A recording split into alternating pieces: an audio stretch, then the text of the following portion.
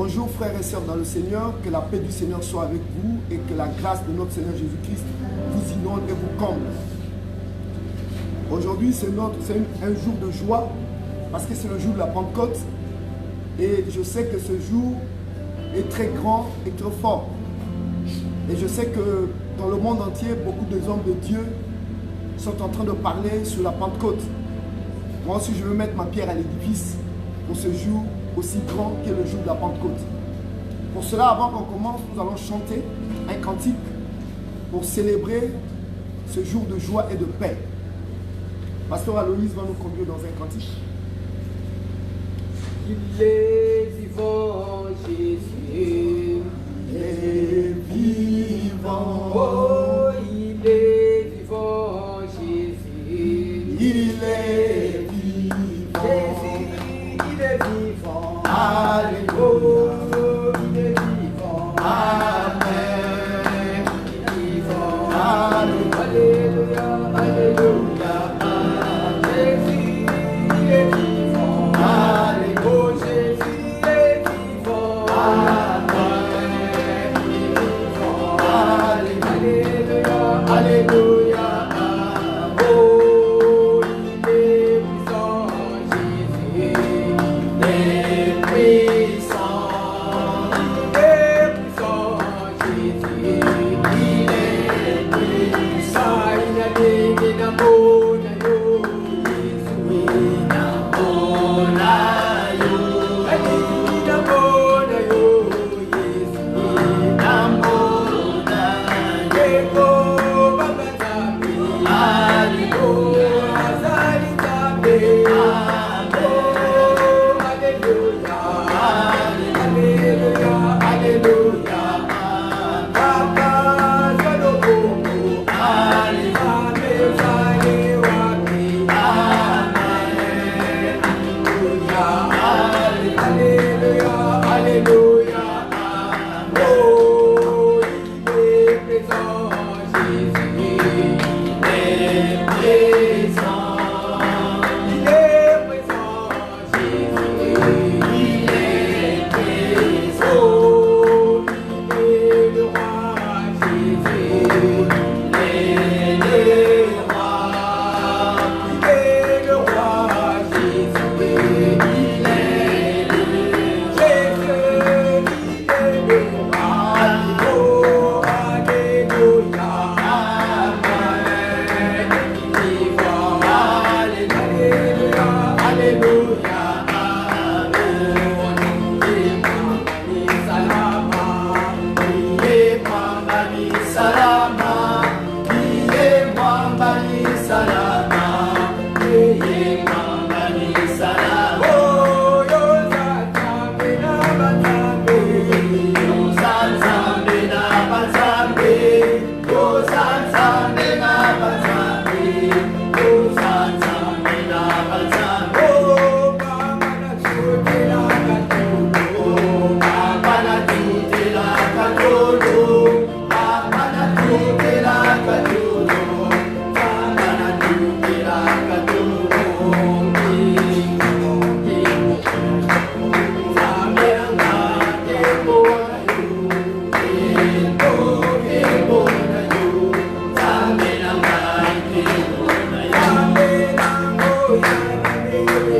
Gloire à toi Jésus.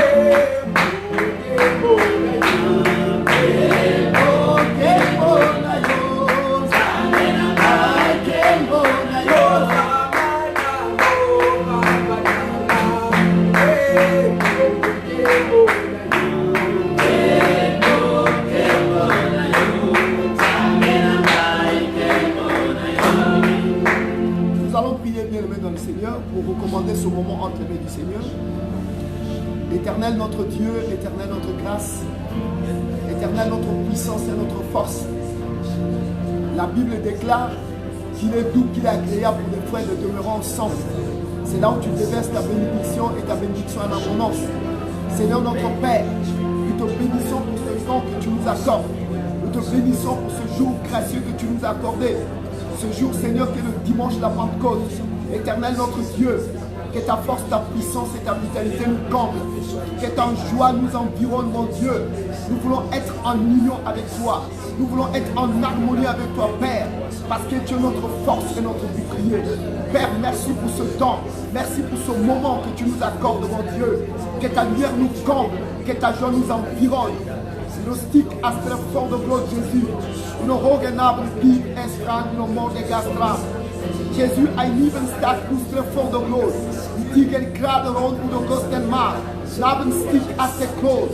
Digel kasten, ostri gaben grade, noven gestan. Mon Dieu, ein digel kestra, di nos stock as de figa. Morgenabel piv gesten astra fort de gloire. Béni sois-tu, mon Dieu, toi qui es le vivant, le roi des rois et le Seigneur des seigneurs. Merci Père éternel pour ta présence au milieu de nous. Que ton nom soit glorifié, que ton nom soit sanctifié. Toi qui es Dieu qui vit et règne au siècle des siècles, dans le nom puissant de Jésus-Christ de Nazareth. Et tous nous disons Amen. Amen. Voilà, bien-aimés dans le Seigneur, c'est une joie vraiment que nous nous retrouvons encore ce dimanche. Parce que l'Éternel nous a donné le souffle de vie. L'Éternel nous a régaillardis. L'Éternel nous a requinqués. Même si tu es malade, même s'il y a quelque chose qui te fait mal, dès lors que ton souffle n'est pas ôté, ça veut dire que Dieu t'aime et Dieu est avec toi. Donc vraiment, que la gloire de notre Seigneur Jésus-Christ inonde ta vie. Alors le thème de ce matin, c'est l'impact de la Pentecôte dans notre vie, ou dans ta vie, dans ma vie à moi. L'impact de la Pentecôte. Alors on aura quelques versets bibliques à lire, parce que c'est un petit enseignement que je voudrais donner ce matin, toi qui me suis en ce mois précis. Alors notre premier texte biblique se trouve dans le livre de Lévitique 23, le verset 15 au verset 17. Je vais demander donc au pasteur qui est ici présent de me lire dans Lévitique 23, le pasteur Omaric, le verset 15 au verset 17. C'est notre premier texte biblique. Lisons notre Seigneur. Amen. Le livre de Lévitique 23, de 15 à 17. Amen.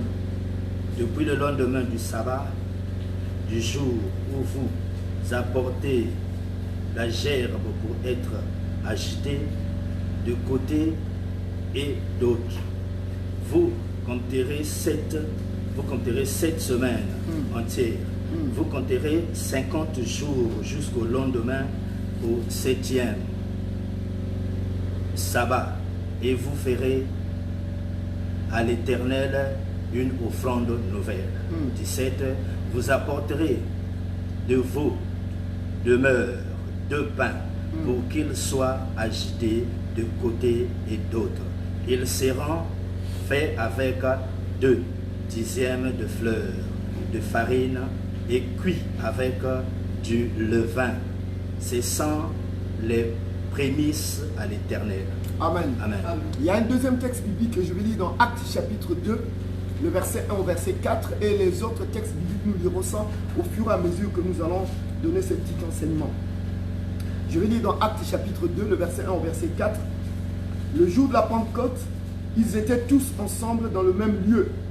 Tout à coup, il vint du ciel un bruit comme celui d'un vent impétueux, et il remplit toute la maison où ils étaient assis. Des langues semblables à des langues de feu leur apparurent, séparées les unes des autres, et se posèrent sur chacun d'eux. Et ils furent tous remplis du Saint-Esprit, et se mirent à parler en d'autres langues, selon que l'Esprit leur donnait de s'exprimer. Amen. Amen. Alors nous voyons ici déjà avec notre premier texte biblique de Lévitique 23, de 15 à 17, nous voyons que la Pentecôte a commencé depuis l'Ancien Testament. Nous voyons qu'au niveau de la Pentecôte, il y a un aspect qui est passé ou historique. Dans cet aspect passé ou historique, nous voyons que les enfants d'Israël, Dieu leur avait donné une ordonnance de leur dire qu'ils devaient se retrouver les 7e semaines de sabbat. Ils devaient être ensemble pour fêter cette fête de la Pentecôte. Et nous savons que la fête de la Pentecôte ici est égale à la fête de la moisson. Et nous remarquons que cette fête-là avait lieu 50 jours après l'agitation des gerbes, des prémices, à la fin de la fête des pains sans levain. Donc nous remarquons là que c'est quelque chose qui se passait déjà dans l'Ancien Testament. Dieu était en train d'instruire son peuple sur la fête de la Pentecôte, parce que c'était très important. C'est ça qu'il y avait plusieurs fêtes dans l'Ancien Testament, mais nous allons parler aujourd'hui de la fête de la Pentecôte, parce qu'il y a eu la fête de la Pâque qui est passée. Donc 50 jours après, c'est là où maintenant la fête de la Pentecôte avait lieu. Mais c'était une fête vraiment qui commémorait beaucoup de choses au milieu du peuple de Dieu. C'est pour ça que lorsque nous voyons dans Actes chapitre 2, le verset 1 au verset 4, nous voyons que c'est l'accomplissement de l'aspect prophétique de cette fête-là, au niveau de Actes chapitre 2. La Bible nous dit ici que le jour de la Pentecôte, ils étaient tous ensemble dans le même lieu. Tout à coup, il vient du ciel un bruit comme celui d'un vent impétueux. Et il avait rempli toute la maison. La Bible nous dit que des langues semblables à des langues de feu leur apparurent séparées les unes des autres et se posèrent sur chacun d'eux. Et ils furent remplis du Saint-Esprit et ils se mirent à parler en langue. Alors nous voyons ici là que la fête de la Pentecôte ici, l'accomplissement est donc dans Actes des Apôtres, parce que Christ est venu pour accomplir toutes choses.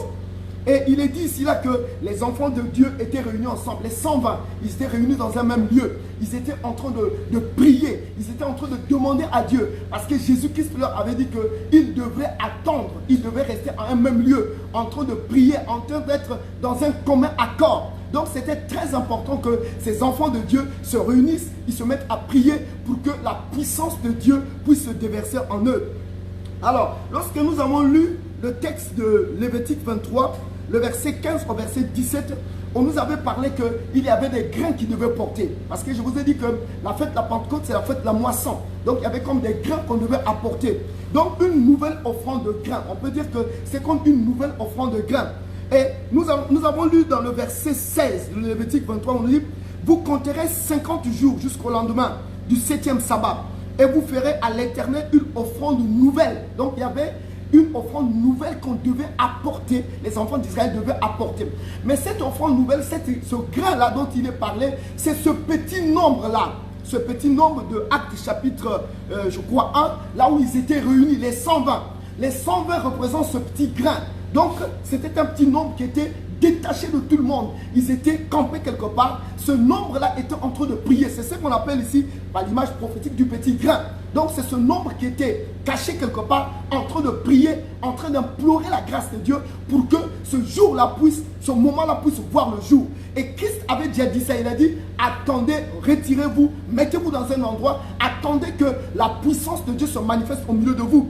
Donc, nous allons lire dans le texte de Actes chapitre 1, donc le pasteur Aloïs va lire ça. Actes chapitre 1, le verset 4, le verset 5 et le verset 14. Nous allons voir donc ce petit nombre-là, comment ils étaient réunis, comment est-ce qu'ils ont travaillé. Actes chapitre 1, le verset 4, 5 et 14. Pasteur Aloïs. Je lis la parole dans Actes chapitre 1, verset 4, 5 et 14. Amen. La Bible dit ceci, comme il se trouvait avec eux, il leur recommanda de ne pas s'éloigner de Jérusalem, mais d'attendre ce que le Père avait promis. Ce que je vous ai annoncé, leur dit-il. Car Jean a baptisé d'eau, mais vous dans peu de temps, dans peu de jours, vous serez baptisés du Saint-Esprit. Verset 14. Il est dit, tous, d'un commun accord, persévérez dans les prières, dans la prière, avec les femmes, et Marie, mère de Jésus, et avec les frères de Jésus. Amen. Amen. Amen. Alors nous voyons par là que vous savez, comme j'ai parlé que, parce que dans Lévitique 23, comme j'ai expliqué Lévitique 23, 15 à 17, le verset 16 pratiquement, il est dit ici là qu'il y avait comme un petit nombre, donc c'était un grain, un petit nombre qui était réuni ensemble. Tous ces frères-là, ils étaient ensemble et d'un commun accord, ils persévéraient dans la prière. En fait, ils étaient prêts à s'identifier à Christ et payer le prix. Donc il était question qu'ils payent le prix, qu'ils s'identifient à Christ. Donc, bien aimé dans le Seigneur, nous remarquons que ce nombre-là était là en train de prier pour attendre la promesse que Christ avait faite. Il dit, vous resterez à un endroit, attendez, mais mettez-vous en prière. Et ils étaient en train de prier pour que la puissance d'en haut descende vers eux. Mais ils étaient là en train de payer un prix. Et nous voyons aussi là que la fête, au niveau de la fête de la Pentecôte, nous voyons c'est rempli de puissance. Quand on parle de la fête de Pentecôte, en fait, c'est une puissance que nous attendons de la part de Dieu. Dieu était en train de leur dire, Christ leur a dit que non, vous attendez, mais mettez-vous en prière. Il faut que vous puissiez vous disposer à être en accord avec moi, afin que la puissance dans l'eau descende en vous et que ça vous inonde. Parce que la Bible dit dans Actes chapitre 2 que lorsqu'ils étaient tous ensemble, ils se sont mis à prier, la puissance de Dieu est descendue. Des langues semblables à des langues de feu qui sont tombées et tout le monde s'est mis à parler en langue. Quand il s'est mis à parler en langue, Parce qu'ils étaient d'un commun accord. Ils ont payé un prix. Et le prix à payer, c'est ce que nous allons lire, que Christ lui-même a dit dans Actes chapitre 1, le verset 8. Le prix à payer. Vas-y, Actes chapitre 1, le verset 8. Oui. Mais vous recevrez une puissance. Le Saint-Esprit survenant sur vous. Oui. Et vous serez mes témoins à Jérusalem. Oui. Dans la Judée, dans la Samarie, jusqu'aux extrémités de la terre. Alors, vous voyez par là que Christ est en train de leur présenter vraiment ce prix à payer. Être dans les extrémités de la terre. Et la Bible dit qu'il faut un abandon total. Il faut que tu t'abandonnes totalement à Dieu. Regardez, bien-aimés dans le Seigneur. Quand Christ dit que vous recevrez une puissance, le Saint-Esprit de Dieu survenant sur vous, et vous serez mes témoins. Quand on parle de témoin, on parle de martyr. Ça veut dire quoi? Ça veut dire que quand tu es témoin de Christ, tu vas souffrir. Il y a un prix à payer. Certes, tu as la puissance qui descend sur toi, mais cette puissance que tu reçois de la part de Dieu ne fait pas de toi que tu restes sur place. La puissance que tu reçois de la part de Dieu fait de toi que tu dois te déplacer. Tu dois aller dans des lieux comme reculés. Tu dois apporter l'évangile. Parce que nous remarquons que des 12 apôtres, 11 ont été des martyrs. À l'exception de l'apôtre Jean, qui lui, il est mort d'une mort naturelle. Mais les 11 là ont été tués, ils ont été pendus, on leur a fait du tort. Même Thomas, lorsqu'il partait annoncer l'évangile au niveau des ailes, mais on a dit qu'on l'a tiré par des flèches, il est mort. Christ est notre, quand on voit le cas de Paul, Paul a été quoi? Paul a été tué. Bon, Paul est parmi les apôtres qui sont venus après. Mais quand on voit le cas de Pierre, on l'a crucifié, on l'a retourné la tête. Donc beaucoup des apôtres, les 11 là, ont été vraiment tués, des martyrs. À cause de quoi? La puissance qu'ils avaient reçue, l'annonce de l'évangile de Dieu. Ils sont partis pour annoncer l'évangile parce que Christ leur avait donné cet ordre là. Il faut aller annoncer, aller dans les extrémités de la terre. Donc bien aimé dans le Seigneur, lorsque tu reçois la puissance de Dieu, lorsque tu acceptes Christ dans ta vie et que cette puissance-là descend sur toi, tu dois être un martyr. Il y a un prix à payer. Tu dois t'abandonner totalement à l'œuvre de Dieu. Tu dois être connecté à Christ. Tu dois être attaché à Christ. De la même manière que Christ a souffert, de la même manière que Christ a payé le prix lui-même, toi aussi qui es en train de me suivre, tu dois payer le prix. Parce qu'il y a une puissance qui doit descendre sur toi. Cette puissance n'est pas que tu restes à la maison. Cette puissance n'est pas là pour que tu dors. Cette puissance n'est pas là que tu joues avec. Mais la puissance que tu reçois de la part de Dieu, c'est pour annoncer l'évangile. C'est pour aller dans les extrémités de la terre. Ne pas rester chez toi. Parce que nous remarquons beaucoup de chrétiens aujourd'hui. C'est qu'ils ont reçu la puissance de la Pentecôte. Parce que ça, c'est qu'une commémoration. Logiquement, beaucoup de gens, depuis les temps, ils ont reçu déjà la puissance du Saint-Esprit. Nombreux parmi vous, ils parlent la langue. Ok, c'est une fête, on commémore seulement quelque chose. Mais une chose est vraie, la puissance que tu as reçue, toi, qu'est-ce que tu fais de ça? Quel est l'impact de cette puissance à ta vie? Tu fais quoi, logiquement? Est-ce que tu restes sur place? Est-ce que tu vas évangéliser? Ou alors tu dors sous ton laurier? Le Christ a dit que tu dois être un martyr. Tu ne dois pas rester sur place. De la même manière que les 11 apôtres ont été des martyrs, mais toi aussi, tu dois être un martyr. Martyr, pourquoi? Parce que ça doit être martyr dans ta maison, martyr dans ton quartier, martyr dans ta vie, martyr dans ton pays, martyr un peu partout. Annonce l'évangile, tu ne dois pas rester sur place. Mais les 11 ont annoncé l'évangile. Les 11 se sont vraiment voués pour l'œuvre de Christ. Mais toi qui me suis en ce moment précis, est-ce que réellement tu es voué à l'œuvre de Christ? Nous allons lire le texte biblique qui se trouve dans le livre de Actes chapitre 4, le verset 1, le verset 3 et le verset 18. Le pasteur Romaric va nous lire ce texte biblique. Lisons la parole de Dieu dans Actes chapitre 4, le verset 1, 3 et 18. Amen. Verset 1, lisons. Tandis que Pierre et Jean parlaient au temple, survinrent les sacrificateurs, le commandant du temple et les Sadducéens. Oui. Ils mirent les mains sur eux et ils les jetaient en prison jusqu'au lendemain, car c'était déjà le soir. Oui. 18. Et les ayant appelés, ils leur défendirent absolument de parler et d'enseigner au nom de Jésus. Amen. Alors nous remarquons ici là que dans Lévitique 23, 15 à 17, on nous a parlé des 2 pains qu'ils devaient apporter. Mais les 2 pains ici offerts lors de cette fête sont cuits avec du levain. Cela veut dire que ceci représente le caractère de ceux qui font l'expérience de la Pentecôte.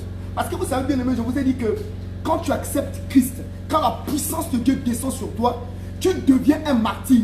Or, qui dit martyr parle que non, en fait, tu es dans l'enterrement. C'est comme si on t'a enterré déjà avant que tu sois enterré. Parce que celui qui est avec Christ, celui qui accepte Christ, il est comme déjà enterré. Tu dois t'arranger en tant que chrétien d'accepter cela. Le caractère. Regardez, les disciples, lorsque Christ est mort, on l'a mis au tombeau, les disciples ont fait quoi? Ils sont partis se cacher. Ils sont partis se cacher, ils avaient peur.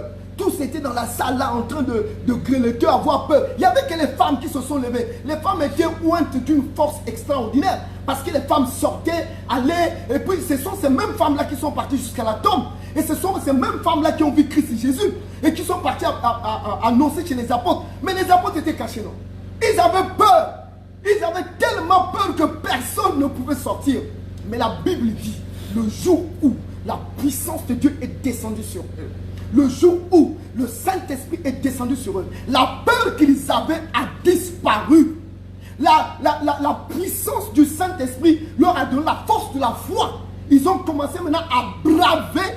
Quand nous lisons le chapitre 4 de Actes, nous voyons comment Pierre et Jean ont commencé à braver ces personnes-là qui leur faisaient peur. La peur disparaît. Toi qui es en train de me suivre en ce moment précis, si réellement tu as reçu la puissance de la Pentecôte, c'est-à-dire que tu as reçu le Saint-Esprit, tu parles en langue, et que toi qui parles en langue, tu as peur d'aller évangéliser, tu as peur de parler de Christ, il y a un problème.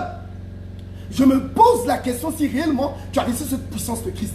Parce que cette puissance en toi te donne de la hardiesse. Tu as la capacité d'aller de l'avant.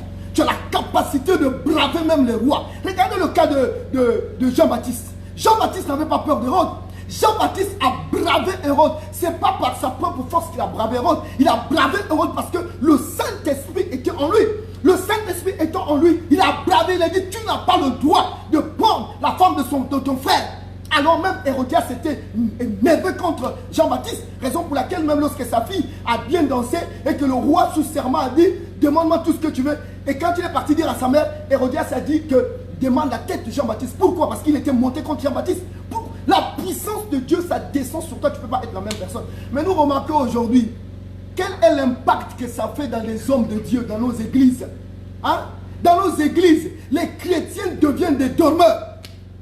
Soit disant qu'ils parlent en langue, soit disant qu'ils prophétisent, soit disant que le Saint-Esprit est en eux. Mais ces personnes-là, tu les vois refroidir dans l'église. On ne voit plus ces chrétiens-là qui étaient zélés, qui pouvaient sortir, qui pouvaient braver les grands de ce monde. Hein? Les braver, leur parler de Jésus-Christ. Les gens ont peur. Moi, je ne veux pas aller là-bas. À la maison, là, je ne peux pas rentrer dans cette maison. Je ne sais pas qu'est-ce qui va se passer. Mais est-ce que réellement, tu as reçu la puissance du Saint-Esprit? Est-ce que tu as reçu la puissance de la Pentecôte? Je me pose la question. Toi qui es en train de me suivre, je me pose la question si tu as reçu cette puissance. Si tu n'arrives plus à évangéliser, si tu n'arrives plus à porter la bonne nouvelle, il y a un problème. Moi, je ne sais pas si cette puissance est en toi. Parce que la puissance qui est en toi va t'enlever la peur. De la même manière, quand ça enlevait la peur à Paul, à Pierre et aux autres disciples, toi aussi, la peur doit disparaître de toi. Regardez un peu l'apôtre Paul, rempli de la puissance du Saint-Esprit. L'apôtre Paul a bravé les gens. On l'a tenu, on l'a lié, on l'a fait n'importe quoi. Il parle devant les rois, il a parlé. Mais toi, est-ce que tu parles devant les rois? Est-ce que tu parles même devant ton directeur? La société là où on ne connaît même pas que tu pries. Il n'y a aucun impact. L'impact n'y est même pas. Quand on te regarde, on sent que, mais est-ce que celui-là il est chrétien? Mais il se confond avec le monde. Tu vois? Or, tu dois marquer la différence. La puissance de Dieu qui est en toi marque la différence. Tu parles en langue, c'est une bonne chose, ok? Mais qu'est-ce que tu fais du parler en langue? Tu fais quoi du parler en langue? Tu prophétises, oui, mais tu fais quoi de cette prophétie? Qui est converti? Mais quand on te regarde, toi, c'est le même comportement que les autres. Est-ce que réellement tu es en accord avec Dieu? Moi, je me pose la question. Mais quand nous voyons le cas ici là de Pierre avec Jean et Jacques, mais ils ont bravé, je dis bien, ils ont bravé ceux-là qui se croyaient être forts. Même ils se sont posés des questions. Mais ça, c'est les gens là, sans instruction. Vous savez bien, mais Dieu n'a pas besoin de tes diplômes. Il n'a pas besoin de tes trucs académiques là. Tu es parti à l'école, tu as eu des grands. Dieu n'a pas besoin de ça. Tu peux être un professeur, tu peux avoir un doctorat. Dieu n'a pas besoin de ça. Parce que tu peux avoir ton doctorat, tu ne pourras jamais annoncer Christ. Il n'y a que le Saint-Esprit en toi qui te donne la capacité d'annoncer Christ. Que tu sois illettré, que tu sois lettré. Dieu n'a pas besoin de ça. Dieu a besoin seulement que tu reçoives cette puissance en toi et que tu t'engages. Quand tu t'engageras, les gens ne vont pas comprendre. Bien-aimé dans le Seigneur, le monde est en train de mourir aujourd'hui là. Le monde meurt actuellement. Il y a des problèmes. Nous sommes des chrétiens, mais ça ne se fait même pas sentir dans le monde entier. Plus de réveil. Or, si toi-même tu n'es pas réveillé, tu ne pourras pas réveiller les autres. Si tu n'es pas réveillé, est-ce que tu réveillerais les autres? Si la puissance de Dieu n'est pas en toi, qu'est-ce que tu feras? Dans le quartier, même dans ta propre maison, tu n'arrives même pas à parler de Christ aux gens. Ah non, ça leur regarde. Mais tu rendras compte à Dieu, mon frère, ma soeur. Tu rendras compte à Dieu. Dès lors que tu ne travailles pas, tu rendras compte à Dieu. Parce que l'Éternel te regarde. La puissance que tu as reçue, pourquoi? Il y a des gens qui ont reçu la puissance tout au début. C'était bon, il était chaud. Mais quelques années plus tard, ils ont attristé le Saint-Esprit.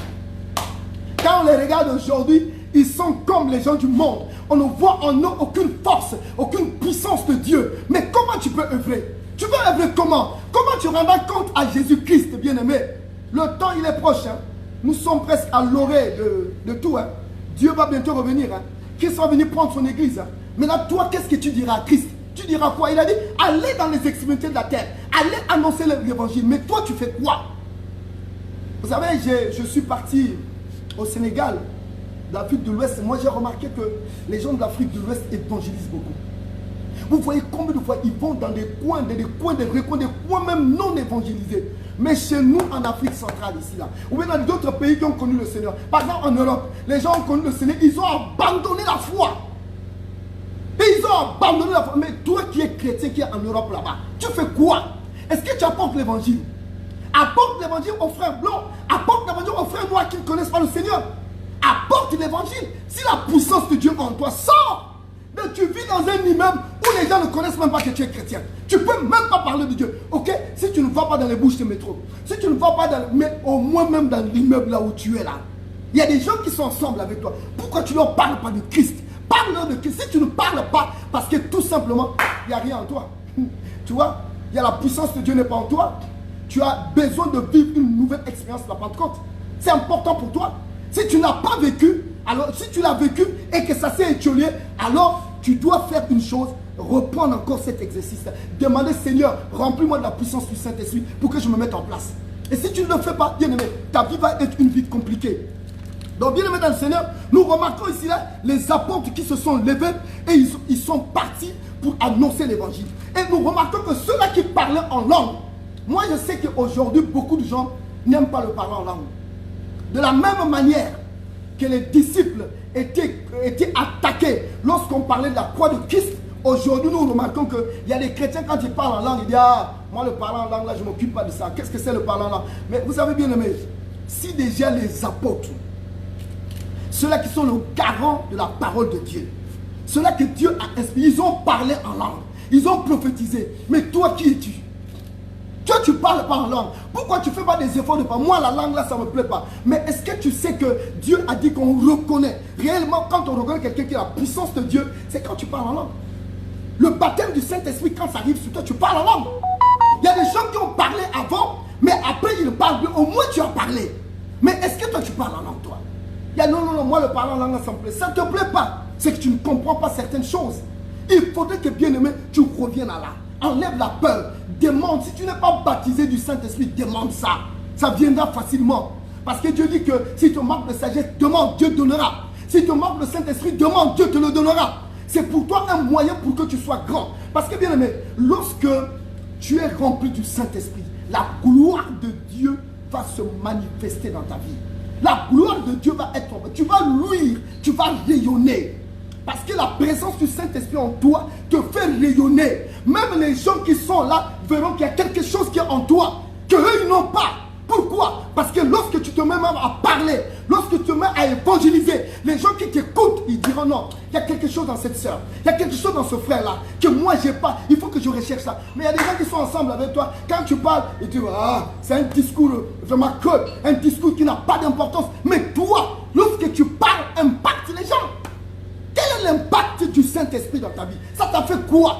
Qu'est-ce que ça t'a transformé? Est-ce que le Saint-Esprit en toi a fait une transformation totale et radicale? Que tu es capable d'apporter quelque chose de plus? Regardez le cas de Moïse. Moïse, lorsqu'il a passé 40 jours avec Dieu, regardez l'impact du Saint-Esprit sur lui. On va lire dans Exode chapitre 34, le verset 33, verset 35.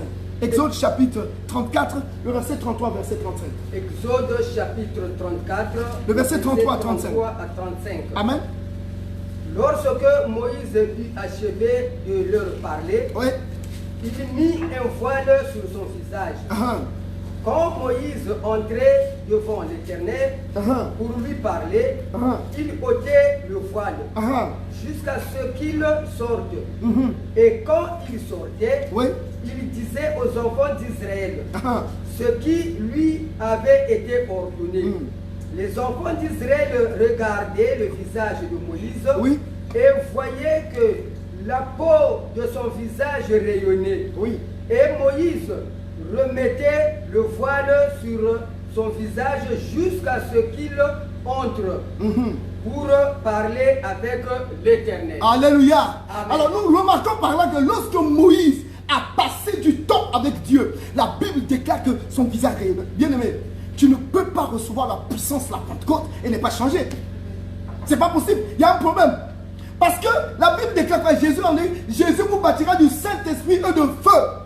Quand il te baptise de feu, il te baptise d'une purification. Tu dois changer. Tu ne dois pas être la même personne. C'est pas possible.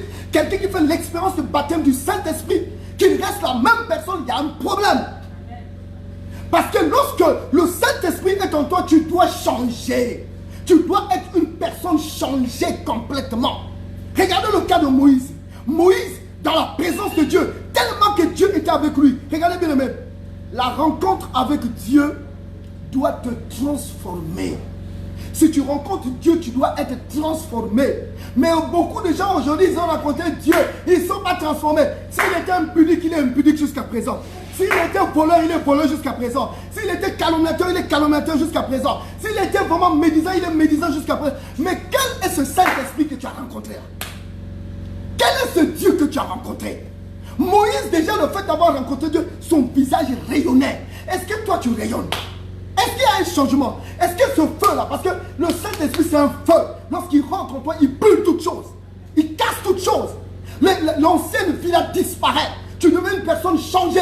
Le Saint-Esprit en toi, c'est Dieu en toi. Dieu est en toi, tu ne peux pas laisser la même personne. Dieu est en toi, tu continues à être impudique. Dieu est en toi, tu continues à être voleur, menteur. Non, ce n'est pas possible. Dieu en toi, c'est un changement radical. Lorsque les gens te regardent, hey, est-ce que ça c'est Antoine? Est-ce que ça c'est Jeannette? Est-ce que c'est la personne là? Mais on sent en toi un changement, un renouveau. Regardez, lorsque Moïse sortait de la montagne, il venait tellement que son veilleur, lui-même il ne savait pas que son veilleur brillait. Les gens n'arrivaient pas à le regarder. Moi j'ai lu le livre de quelqu'un qui s'appelle Rocken. C'est un Allemand. Mais cet Allemand-là, Rocken, dans son livre on avait dit que non, lorsqu'il se mettait debout, il commence à prêcher comme ça. Il y avait l'emblème du Saint-Esprit qui s'affichait sur son visage. Son visage rayonnait tellement que les gens avaient du mal même à le regarder. Bien aimé, c'est possible. Le Saint-Esprit en toi te fait rayonner. Le Saint-Esprit en toi te change, te transforme. Même les gens quand ils vont te regarder, mais tu ne peux même pas vieillir. Tu vois, quand on te regarde par rapport aux autres, mais quoi? Mais il rajeunit. Mais de jour en jour, il change. Pourquoi? Parce que le Saint-Esprit en toi, c'est Dieu en toi. Dieu en toi, c'est le changement. Dieu en toi, c'est la transformation. Dieu en toi, c'est une nouvelle personne. Tu ne peux plus être la même personne. Si le même caractère, le même comportement continue à rester avec toi, ayant reçu la puissance du Saint-Esprit, il y a un problème. Il y a un problème. Tu dois t'arranger à vérifier ça. Il faut que les... Parce que, regardez, ce n'est pas toi-même qui dois te présenter pour te dire que non, je suis parfait. C'est les autres qui parlent de toi. C'est ceux qui te voient et qui parlent. Moïse, les gens le voyaient, ils disaient, hey, le visage, il était obligé de mettre un voile sur le visage. Mais nous, on n'a pas besoin de mettre de voile. Parce que tout se passe dans le cœur. Si ça passe dans le cœur, c'est l'abondance du cœur que la bouche parle. Lorsque tu parleras, on sentira un changement. Lorsque tu parleras, on verra qu'il y a quelque chose qui est en toi. You know, strive and give and give against the foe. You know, il y a des gens qui avant rayonnaient, qui brillaient, mais maintenant là, ils ont un visage flou. Pourquoi c'est flou? Parce que tu as tristé le Saint-Esprit, parce que tu l'as complètement refroidi. Mais lève-toi, sois la même personne. Pourquoi tu ne changes pas? Et rien n'est impossible à Dieu. Si tu demandes, il y aura une transformation. Les disciples, toutes les fois qu'ils partaient évangéliser, ils revenaient, ils demandaient d'être remplis du Saint-Esprit. C'est à toi de t'arranger à mettre certaines choses en place dans ta vie pour que ta vie change. Mon frère, ma soeur, ce que je te donne comme enseignement, c'est pas... je sais que sur Facebook, vous allez recevoir d'autres enseignements. Mais moi, ce que Dieu voulait me donner pour toi ce matin, c'est ça. ce petit enseignement-là, s'il te plaît, mon frère, ma soeur, arrange-toi à revenir dans ta relation avec Dieu. Si tu as constaté que non, ma vie avec Dieu n'est plus là, je ne suis plus zélé pour Dieu. Lorsqu'on parle de Dieu, mon cœur n'est plus à l'aise. Ou bien, allons évangéliser, je me refroidis. Allons prier, je me refroidis. Il y a un problème. Parce que le Saint-Esprit en toi te met la chaleur, te met la force, te change, te transforme, te rend quelqu'un de bien, quelqu'un de merveilleux. C'est à toi de prendre la décision. Alors, nous devons passer du temps. En d'autres termes, montons l'échelle pour monter dans la chambre haute. Prenons l'escalier, prenons l'échelle. L'échelle, c'est Jésus-Christ. Montons dans la chambre haute. Quand je parle de la chambre haute, c'est que tu dois transcender certaines choses dans ta vie. Tu dois arriver à un moment où tu prends du temps dans la prière. Tu prends le temps dans la prière. Tu prends le temps dans la lecture de la parole de Dieu. Quand tu le fais, tu transcendes, tu montes. Quand tu vas monter, quelque chose de plus va arriver dans ta vie. Tu ne seras plus la même personne. Et tu vas voir que le Saint-Esprit qui est en toi va encore se raviver davantage. Et tu verras toi-même que même les gens qui vont te rencontrer sauront qu'il y a quelque chose en toi dans ta vie. S'il te plaît, mon frère, ma soeur, évangélises-tu? Évangélises-tu? Ou alors tu dors? Si tu dors, il est temps de te lever. Même s'il faut qu'on te tue à cause de Christ. La Bible déclare que celui qui garde sa vie, il la perdra. Mais celui qui perd sa vie à cause de Christ, il va retrouver cette vie-là. Parce qu'avec Christ, on fait des exploits. Le temps que nous sommes, c'est un temps difficile. Mais il est temps pour nous aussi, en tant que chrétiens, en tant que pasteurs, apôtres, que sais-je encore, les autres dons ministères. Tu es dans ces dons ministères. Tu es au niveau de l'église. Lève-toi. Travaille pour Dieu. Et tu verras cette puissance-là qui est en toi. Si ça t'a réellement impacté, tu vas sentir un grand changement et ta vie ne sera plus la même. Voilà, frères et sœurs dans le Seigneur, l'exhortation que je tenais à vous faire pour cette petit enseignement, que la puissance de Dieu vraiment vous comble. Et que ce jour de la Pentecôte, qui est encore un jour de commémoration, soit pour toi un jour où tu dois te poser des questions, dire est-ce que Seigneur, je marche encore avec Dieu ou alors quelque chose en moi a complètement changé. Si quelque chose a changé, je te demande une chose, prie, concentre-toi, les choses vont s'arranger. Que l'Éternel vraiment te bénisse et te garde au nom de Jésus-Christ. Amen. Voilà, on va acclamer pour notre Dieu. Que le Seigneur te bénisse. Donc, bien aimé dans le Seigneur, comme toujours, je ne peux pas continuer. Peut-être que quelqu'un m'a suivi ce matin. Tu n'as pas encore reçu Christ comme Seigneur et Sauveur dans ta vie. Il importe parce que pour que tu reçoives la puissance de Dieu, il faudrait que tu reçoives Christ dans ta vie. Mais si tu ne reçois pas Christ dans ta vie, tu ne peux pas recevoir la puissance de Dieu. C'est pour ça que toi qui me suis aujourd'hui, tu n'as pas encore reçu Christ dans ta vie, répète ce que je viens de te dire. Tu vas le recevoir, ta vie va changer. Qui que tu sois, même si tu es dans un milieu caché, tu es dans ta chambre, tu n'as pas encore reçu Christ, tu peux le recevoir, ta vie va complètement changer. Alors tu vas répéter ces paroles après moi. Seigneur Jésus, je viens d'écouter ta parole. Longtemps j'ai mené ma vie seule. Mais aujourd'hui, le jour de la Pentecôte, j'ai écouté ta parole. Seigneur Jésus, je refuse de marcher seul. Je prends la décision ce matin de t'accepter comme mon Seigneur et mon Sauveur personnel. Seigneur Jésus, viens vivre en moi. Dirige mon esprit, dirige mon âme, dirige mon corps. Que toute puissance du diable qui me contrôlait, à partir de ce matin, que j'ai reçu Christ, ma vie change maintenant. Au nom de Jésus-Christ. Voilà mon frère, ma soeur, tu es devenu une nouvelle créature. Christ t'a changé, Christ t'a transformé. Alors pour toi, même toi qui es là-bas, tu peux acclamer avec moi parce que tu es devenu une nouvelle personne en Christ. Que le Seigneur te bénisse. Amen. Voilà donc nous avons fini notre exhortation et notre réception. Mais je veux prier pour toi. Peut-être que tu es malade. Tu as quelque chose qui est en train de t'accabler. Je ne sais pas de quoi tu souffres. Mais je vais prier pour toi. Afin que l'Éternel, là où tu te trouves, si tu es malade, tu as une situation difficile, que Dieu résolve cela. Et que tu aies une bonne santé. Prions. Éternel, notre Dieu, notre grâce et notre puissance, mon esprit, mon âme et mon corps te louent, te sanctifient, te glorifient, Père. Parce que tu es le Dieu vivant, tu es le Saint d'Israël.